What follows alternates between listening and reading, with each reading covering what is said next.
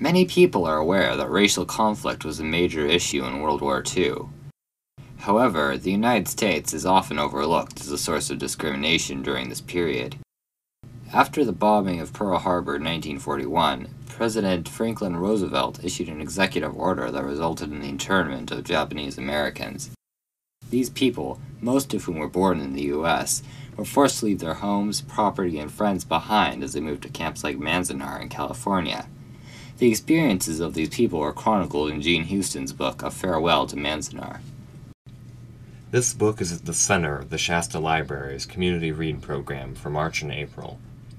To see what others thought about the internment the book describes and the issues it raises, we asked people from our library and our community to tell us their thoughts about this moment in our history.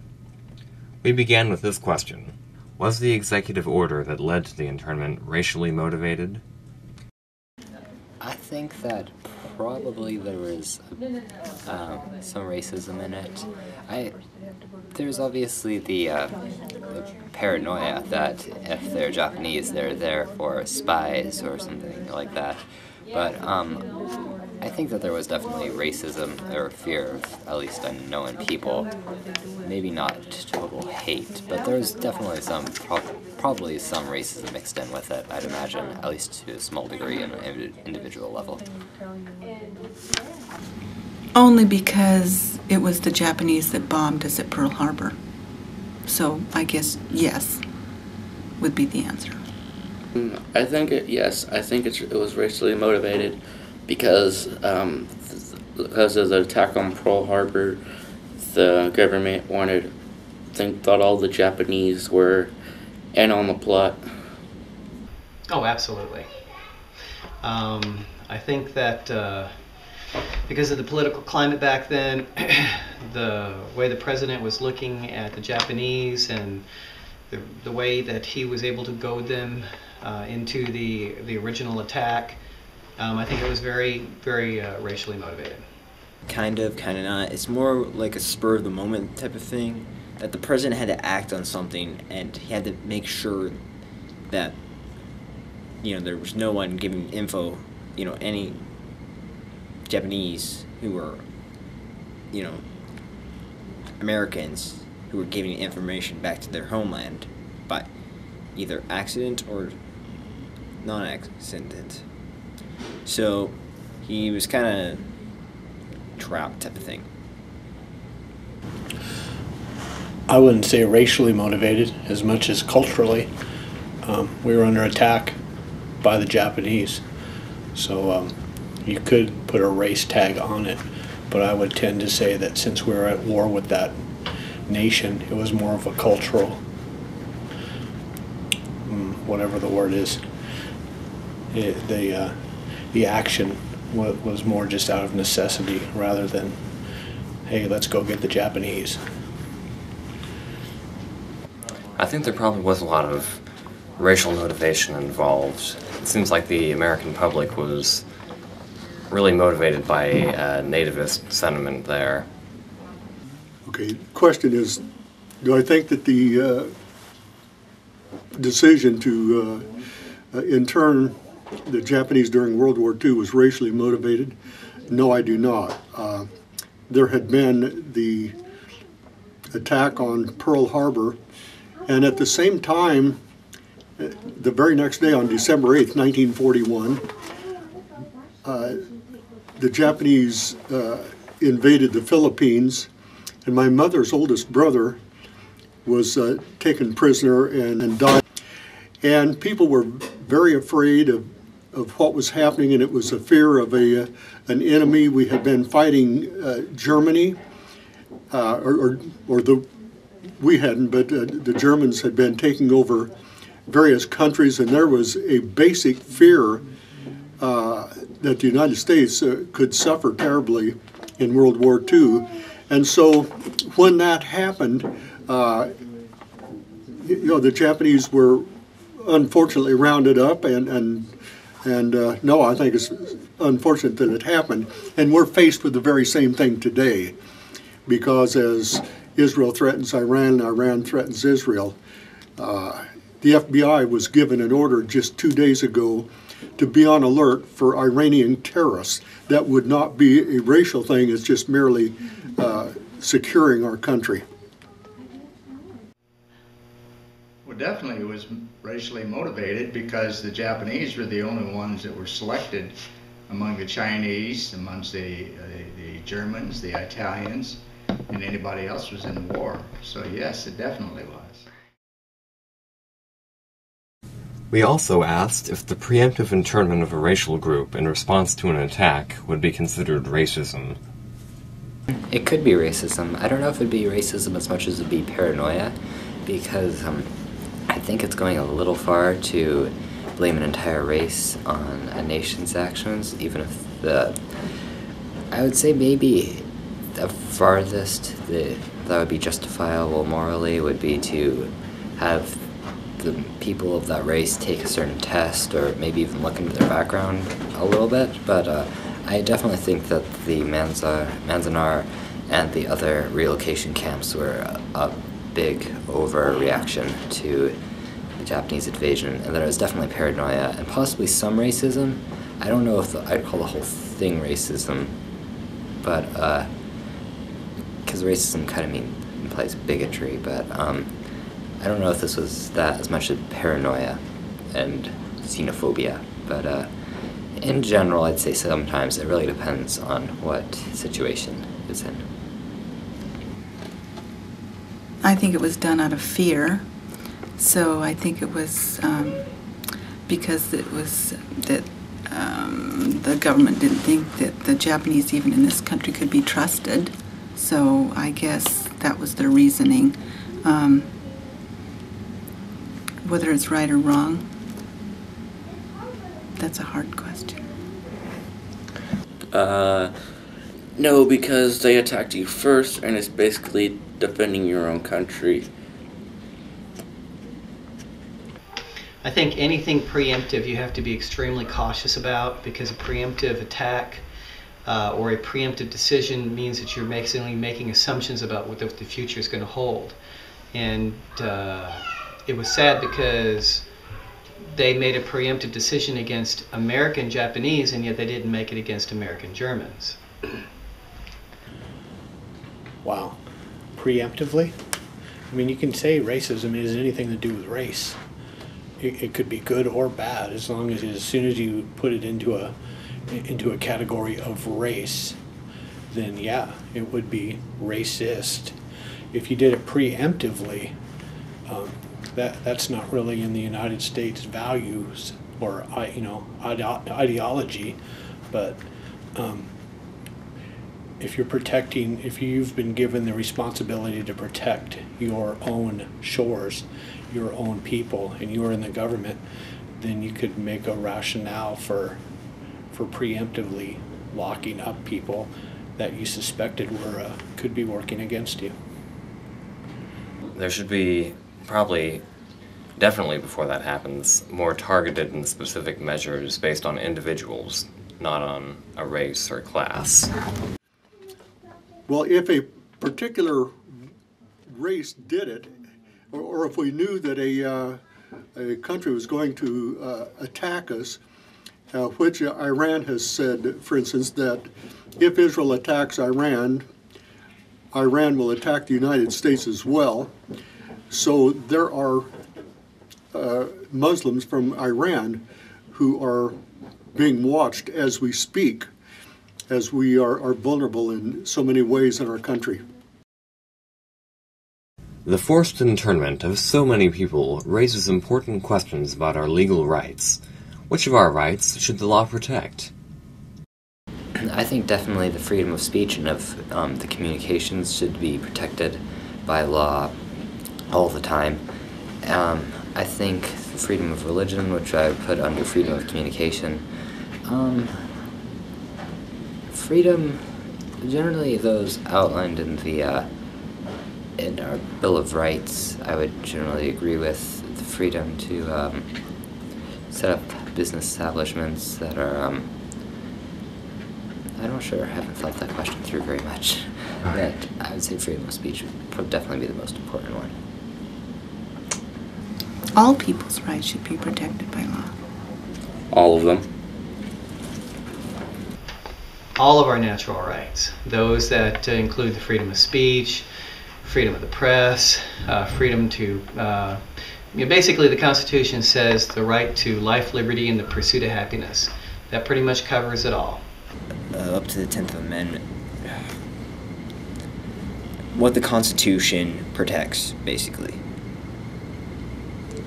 Which of the people's rights? Shoot, all of them. To me, laws are the subjection of rights to the laws. You have deviant behavior that you have to protect others from, and if people choose to outside, there's laws of society where people are guaranteed life, liberty, and the pursuit of happiness, and people opposed to that, you should make laws against that. But otherwise, I believe in more liberty than law. So I believe the right to pursue your passions and your job, to protect your family, to own land, all the basic things that were covered in the Constitution and the Bill of Rights and all those documents. I think those are a pretty good place to start.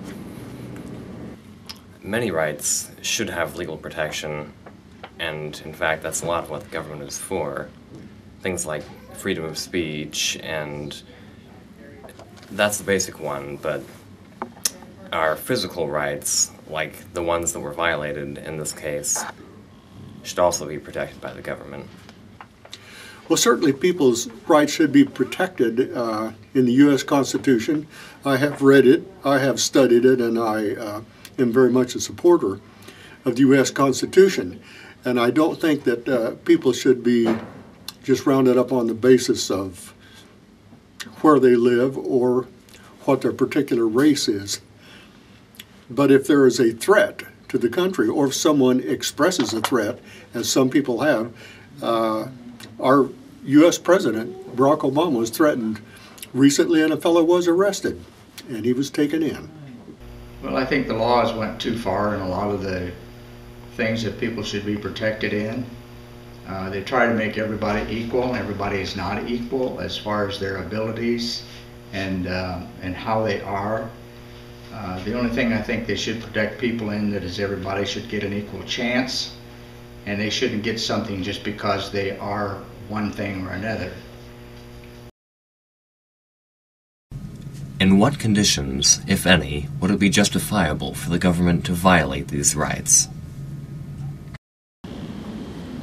I think there's always some situation in which, but especially for freedom of communication, I think that 99%, maybe 99.5% of the time, there would be no justification for the censoring of information, at least to the general public. Maybe for specialized groups of people, but not for...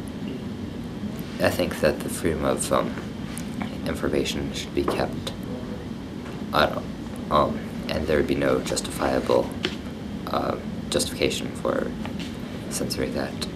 As for other freedoms, I haven't really thought that through, but I generally say that freedoms such as that has to do with personal weapons, knives and guns and such, there would be a time to curb that freedom if there was a revolt or something, or this person was given to violence. Other freedoms I think could be taken away possibly as punishment, or if that person has a history of misusing that whatever freedoms they're given. But it really depends, once again, on what situation. I imagine that one's legal rights should not be violated. But I think I can understand why they might be if it was for the protection of one's country, although one has to be careful that you're not abusing people. None whatsoever. If, there's a cliche that says, light is white, the light from the sun is white, okay? And in order for us to see what's inside of it, we run it through a prism, and now we can see that there's multiple colors.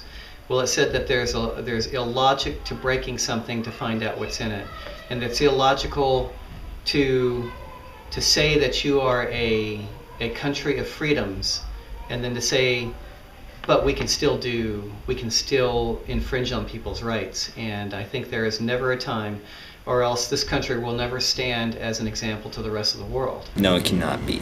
Right. Really?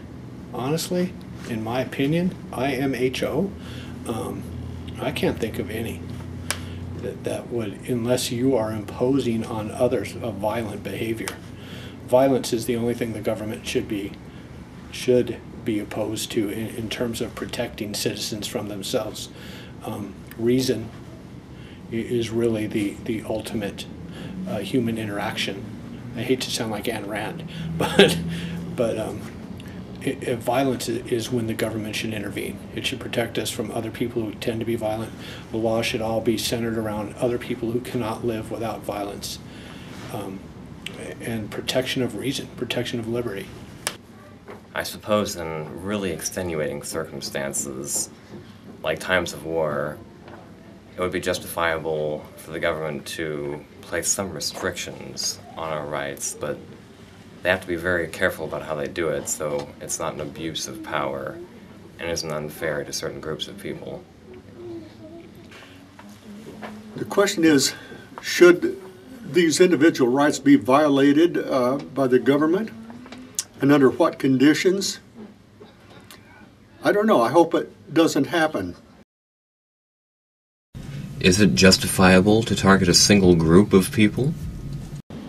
I'd say it's justifiable. Well, a group can mean a lot of things. A racial group, like you see in Manzanar, I'd say generally no, because there's a lot of people under races. A race covers a lot of people, and that would be a very hasty generalization to punish an entire race of people for the actions of a few people of that race, even if it was a large portion.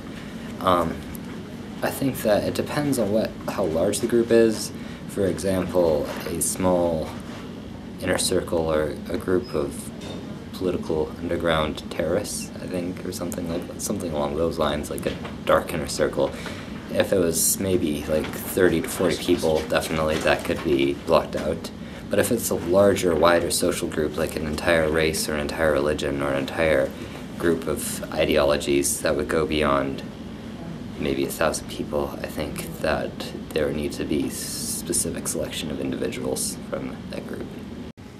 No, I don't believe that it is. In fact, I'm not sure if you... the Italians were also targeted over on the coast of Northern California, Arcata. They were required to be inside before dark. All Italians. I think there's a book about it. No, because all groups should be treated equally. No, definitely not. As I said earlier, the Japanese Americans were interned, and yet German Americans, Italian Americans, who were all Italy, Germany, Japan, those were all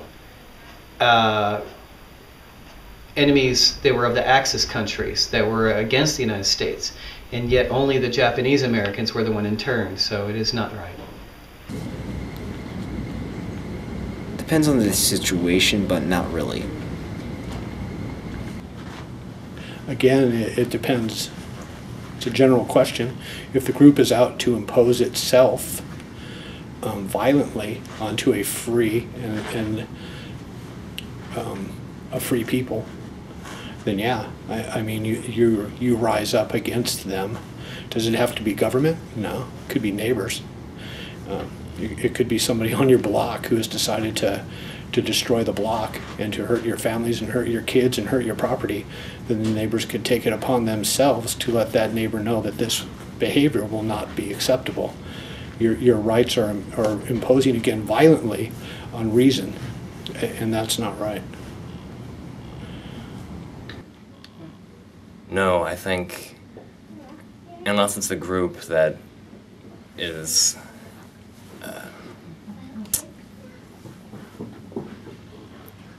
really intertwined with the problem that's going on, like a terrorist group or something, it's a lot more justifiable to target individuals than it is to target a group of people. Well, you know what they say, if it walks like a duck, quacks like a duck, waddles like a duck, or whatever, then it very well may be a duck. If you can specifically identify the enemy or someone who is committing a particular crime, then why waste our time? For instance, if it is known that certain people, say, are bringing drugs up Interstate 5 and they know who they are, what they look like, where they're coming from, and where they're going, then I don't think you need to round up all the people in Reading and say, we're going to check you out. In other words, law enforcement should spend their time, efforts, and so forth where they depict the problem to be. The internees were isolated from the outside world for years. Was what the government did to these people right? No, I do not think it was right. I think it was a very big overreaction to the Japanese invasion, and that it would definitely not every Japanese person, most Japanese person, almost every Japanese person actually in America was not a spy and or related to the Japanese government. There would have been some sympathy, I guess, by the Japanese immigrants to, and that could have been a problem. But if there wasn't, they weren't seeing any uprisings, then there definitely wasn't any reason to do that before there's any uprisings if they weren't seeing any trouble. Not really. They lost a lot. I think there should be, they lost a lot in that, you know, they lost their homes, they lost their businesses, they lost their belongings, and so there should be restitution for that. That really wasn't right. No. But they shouldn't have taken all the citizens, the legal Japanese citizens, and put them in camps. No, because again, you go back to this country, part of the founding, what the founding fathers believed in was innocent till proven guilty. To, as you put earlier, to take a preemptive decision about interning them says that you are already basically declaring them guilty, and especially without a trial. No, it was not right.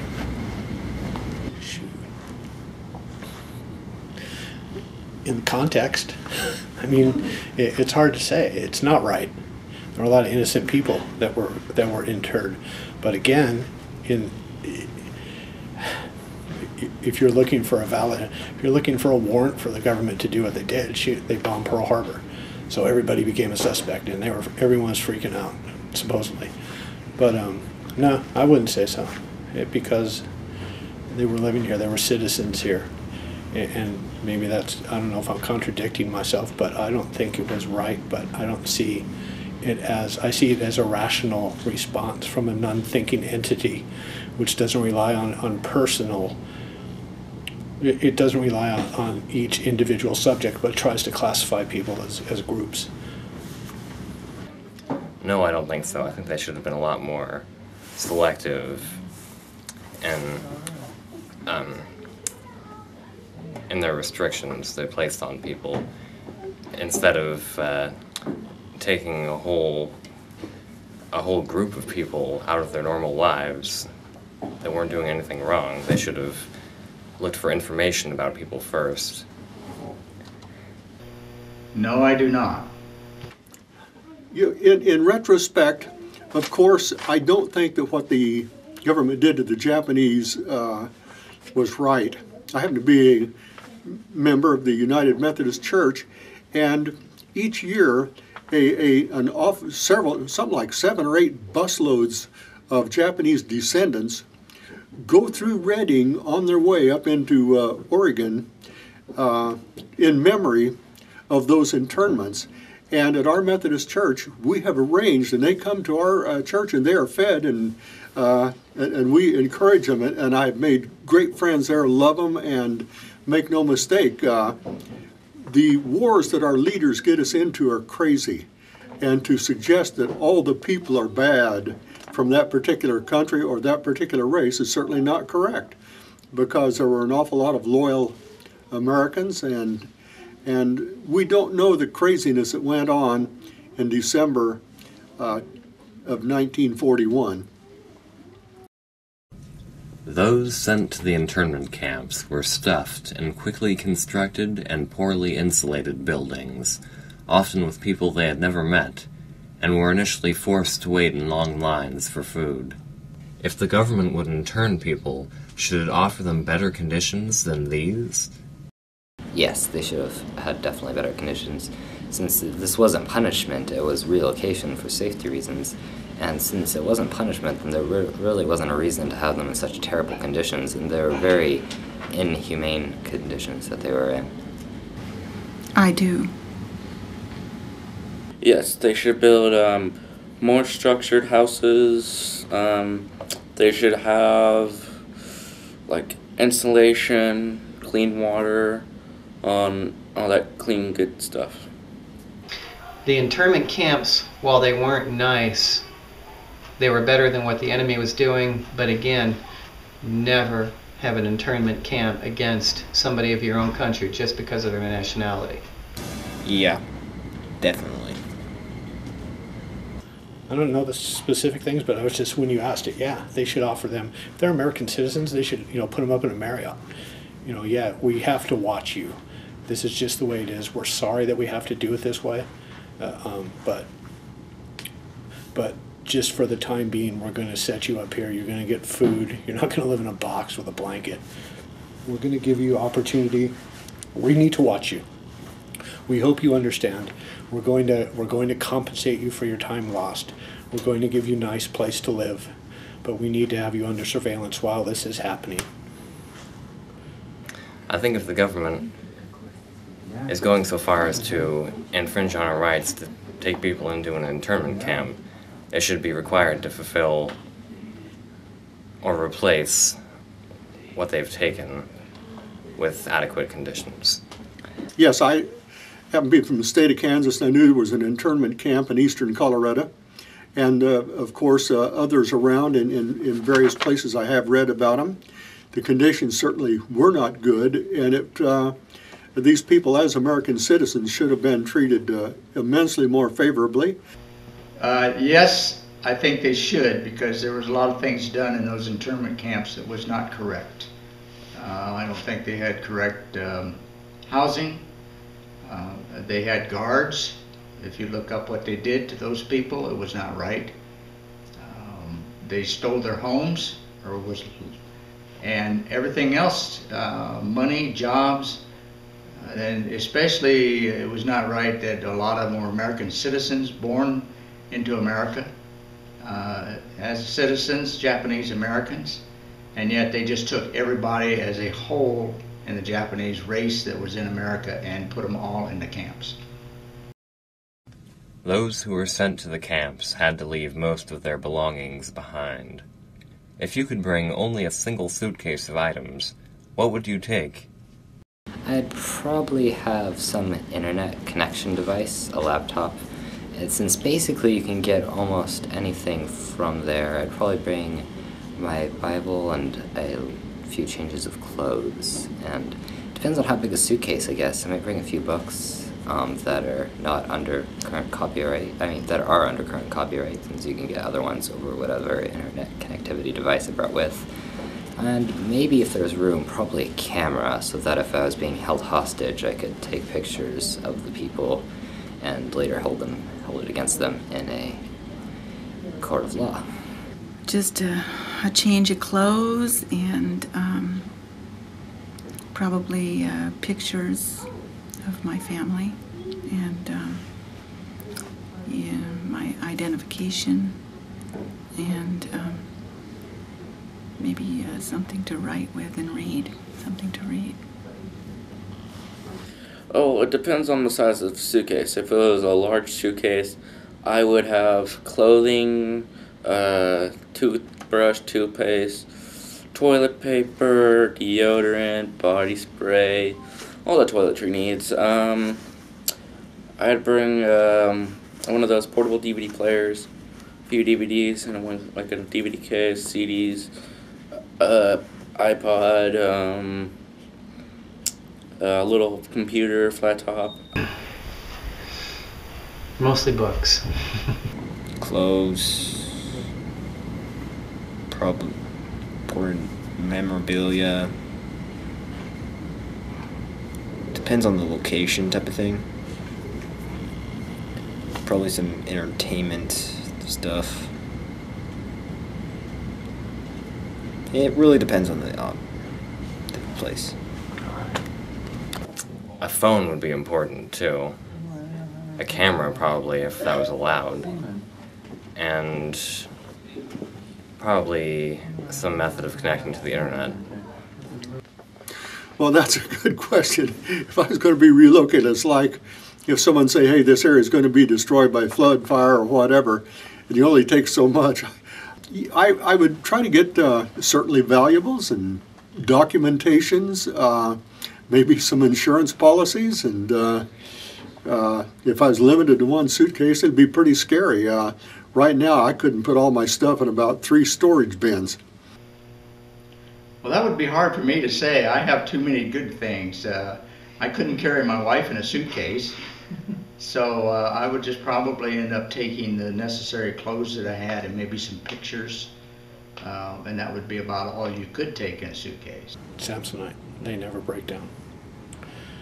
Oh, not the suitcase. That was my Jay Leno moment.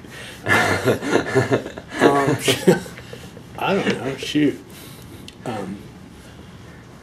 Shorts, it depends on where I'm going. If we're going to a cold place, I need a jacket. As far as valuables, I'd like to bring my laptop, if they allowed that.